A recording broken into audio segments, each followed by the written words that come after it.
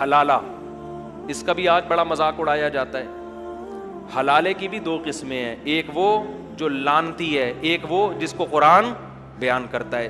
آج بہت سے لوگوں نے قرآن و سنت کے نام پہ اتنی غلط فہمیاں پھیلائی ہیں کہ لا تلبسوا الحق بالباطل ہے نا، قرآن یہودیوں کے بارے میں کہہ رہے حق اور باطل کو آپس میں مرج مت کرو، لیکن عوام میں اتنا فتنہ پھیلایا ہے حلالہ حلالہ حلالہ حلالہ، یہ مولوی حلالے کراتے ہیں، یہ مولوی حلال، اتنا زیادہ اس لفظ کو اچھالا گیا ہے کہ ایک مذاق بنا کے پیش کر دیا ہے.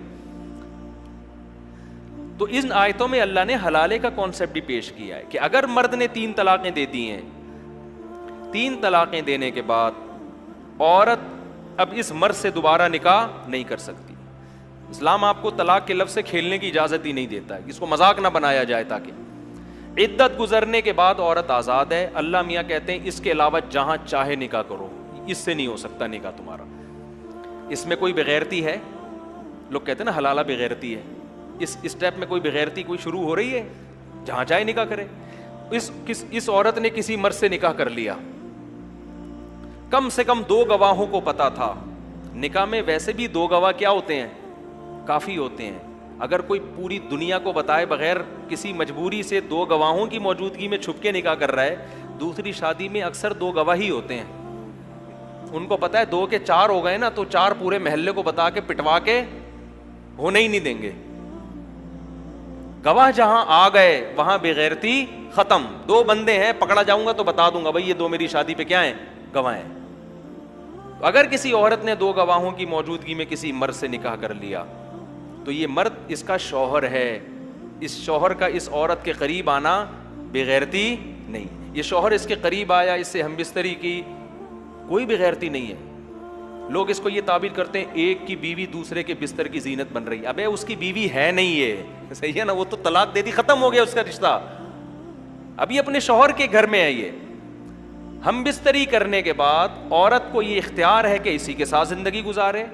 اور جیسے حضرت جمیلہ کو اپنے شوہر پسند نہیں آئے، ان کا ارادہ تھا کہ میں شوہر بدل لوں، تو اگر اس عورت کو بھی خیال آتا ہے کہ بھائی میرا پہلے والا شوہر مجھے یاد آ رہا ہے، میرے چھوٹے چھوٹے بچے ہیں، اگر میں اس شوہر سے طلاق لے لوں اور میں پہلے والے سے نکاح کر لوں تو اس طلاق کے مطالبے میں بھی نہ کوئی بغیرتی ہے نہ کوئی شریعت کی طرف سے پابندی، کیونکہ اس طلاق کی بھی کوئی بیس ہے اور عورت اس پہ مجبور بھی نہیں ہے. بھائی اس کو کس نے کہا مجبور؟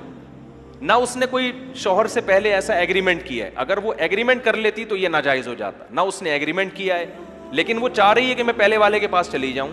اور حدیث سے یہ بھی ثابت ہے، صحابیہ نبی کے پاس آئیں کہ میرے شوہر نے مجھے 3 طلاقیں دی تھیں، میں نے دوسرے شوہر سے نکاح کیا، لیکن دوسرا شوہر نامرد ہے، وہ مجھ سے ہم بستری نہیں کر پاتا، میں اپنے پہلے شوہر کے پاس جانا چاہتی ہوں، کیا میں طلاق لے کے جا سکتی ہوں؟ تو نبی نے تو یہ نہیں کہا، یہ تو تم بڑی بے شرمی کی معاذ اللہ بات کر رہی ہو، تم اس سے طلاق لے کے دوبارہ پہلے والے کے، یہ تو غیرت کے خلاف ہے. کوئی غیرت کے خلاف نہیں ہے. ان کو بھائی پہلا شوہر یاد آ رہا ہے، ان کو احساس ہو گیا غلطی میری تھی. تو اب یہاں اگر عورت اس دوسرے شوہر سے طلاق کا مطالبہ کرتی ہے، شوہر ہم نبی نے تو فرمایا نہیں جا سکتی کیونکہ میاں بیوی میں ریلیشن نہیں ہوا. تو اب اگر یہ خاتون اپنے شوہر سے طلاق کا مطالبہ کر لیتی ہیں، وہ اگر کہتا ہے میں طلاق نہیں دوں گا، اب دوبارہ مطالبہ کرنا کیا ہے؟ بغیرتی. جب وہ نہیں چھوڑنا چاہ رہا تو اس شوہر کا حق، ابے بھائی جس کے پاس رہتی ہے اس کا حق ہے، یہ پرانے والے کا حق ہے، جو رہ رہی ہے اس کا حق ہے نا. اب اس کو خوش رکھو، وہ دے دے تو اس کی مرضی ہے، نہیں دے تو بس صبر کرو. اس کو تنگ، اس کو بولو بس ٹھیک ہے میں آپ کے ساتھ خوش. لیکن اگر وہ دے دیتا ہے، وہ کہتا ہے یار نہیں رہنا چاہتی تو میں کیوں رکھوں، اس میں بھی کوئی بغیرتی بولو نہیں ہے. پھر اگر یہ طلاق دیتے دوسرا دے دے، پھر یہ عدت گزارے، عدت گزارنے کے بعد ساری دنیا میں جس مرد سے چاہے یہ نکاح کرے، اس میں کوئی بغیرتی نہیں ہے. جب ساری دنیا میں جس مرد سے چاہے نکاح کرنے میں بغیرتی نہیں ہے تو اپنے بچوں کے باپ سے نکاح کرنے میں کیوں بغیرتی ہے؟ نہیں یاری میرا خیال ہے بات سمجھے. وہ اس مرد کو اس لیے ترجیح دے رہی بھائی یہ میرے بچوں کا کیا ہے؟ باپ ہے. اور آئندہ اس نکاح میں طلاق کا امکان بھی کم ہے کیونکہ حلالے کا جو مقصد تھا وہ حاصل ہو گیا ہے. عورت کو بھی احساس ہو گیا اور مرد کو بھی احساس ہو جائے گا. اور مرد بھی پابند نہیں ہے دوبارہ اس سے شادی کرے. وہ کہا میں نہیں کر رہا, میں نے تو تمہیں چھوڑا اس لیے تھوڑی تھا کہ میں کروں گا تم سے نکاح. لیکن آج اس کو بھی لوگوں نے کیا بنا کے پیش کر دیا ہے, ایک مذاق بنا دیا ہے. یہ عورت پہ ظلم اس وقت ہوتا جب اسلام عورت کو مجبور کرتا کہ تم نے یہ سب کچھ کرنا ہے. تمہارے شوہر نے 3 طلاقیں دی ہیں, لہذا عدت گزارو گی, تم دوسرے شوہر کے پاس جاؤ گی, وہ تم سے ریلیشن قائم کرے گا, پھر وہ تمہیں طلاق دے گا, پھر تم عدت گزارو گی, پھر پہلے سے نکاح کرو گی.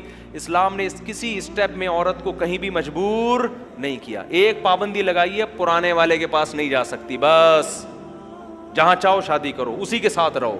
طلاق لینی ہے نہیں لینی تمہیں اختیار ہے, لے لیتی ہیں اس کے بعد دوبارہ پرانے سے کرو, نئے سے کرو, یا کسی سے بھی نہ کرو, یہ سب تمہیں اختیارات ہیں. تو مجبور کہاں کیا اسلام نے عورت کو اس میں. لیکن غیر مسلم بھی اس کو ایک تماشا بنا کے پیش کرتے ہیں, اور جو اس آج کل کے اسکالرز ہیں جن کو اسلام کا پتہ نہیں ہے, وہ علماء کا مذاق اڑاتے ہیں. تو حقیقت میں وہ کس کا مذاق اڑا رہے ہیں؟ قرآن کا. اب سوال یہ پیدا ہوتا ہے اسلام نے یہ رکھا کیوں ہے؟ اسلام نے طلاق کی روک تھام کے لیے رکھا ہے تاکہ لوگ طلاق کے لفظ کو مذاق نہ بنائیں. ورنہ زمانے جاہلیت میں یہ ہوتا تھا, دھڑ دھڑ دھڑ طلاقیں نکالی پھر شادی کر لی, پھر طلاقیں نکالی پھر شادی کر لی. عورت کو ایک عجیب اذیت ہوتی تھی طلاق کے لفظ سے. تو معاشرے میں چند لوگ عبرت کا نشان بنتے ہیں, 10 آدمی عبرت کا نشان بنتے ہیں, اور 10,000 کو ان کے عمل سے عبرت حاصل ہوتی ہے کہ یہ لفظ زبان سے نکالنے کا نہیں, اس کی اللہ کی نظر میں بڑی بھاری اس کی حیثیت ہے. یہ لفظ نکلے گا تو اتنے آرام سے بیگم ریورس نہیں ہوگی, تو سوچے گا 100 دفعہ.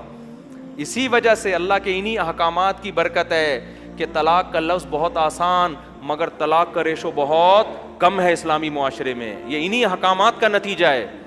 اور جن معاشرے میں 3 طلاقوں کو ایک قرار دینے کا رواج ہے نا, ان میں دھڑا دھڑ طلاقیں ہوتی ہیں, کیونکہ ان کو پتہ ہے جب چاہو جہاں سے چاہو فتویٰ مل جائے گا اپنی مرضی کا. تو یہ دوسرا حکم ہے. سمجھ میں آ گیا کیا ہو گیا بھائی؟ یہ سورہ بقرہ میں اللہ نے عائلی قوانین میں کون سا حکم بیان کیا؟ دوسرا حکم. تیسرا حکم قرآن بیان کرتا ہے سورہ بقرہ میں, جو آج ہمارے معاشرے میں ہوتا ہے. قرآن کہہ رہا ہے کہ طلاق کے بعد لا تضار والدۃ بولدہا ولا مولود لہ بولدہ, بچے کی وجہ سے نہ بچے کے باپ کو نقصان پہنچایا جائے گا نہ بچے کی ماں کو. آپ الگ ہو گئے, بچہ دونوں کا ہے.